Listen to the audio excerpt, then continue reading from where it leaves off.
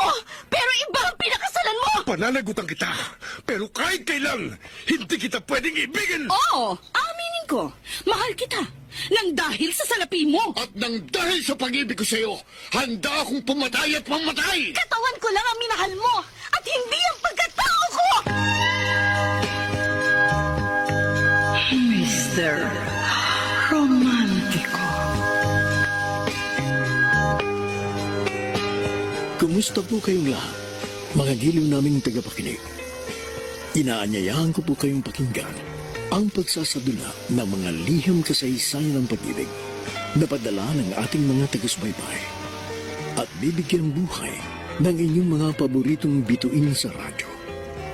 Mga kasaysayang nagtatampo ng mga pusong sugatan, mga pusong suwi, at mga pusong punong-puno ng pagmamahal. Lahat po yan sa loob ng kalahating oras dito sa ating tulang. Mr. Romantico.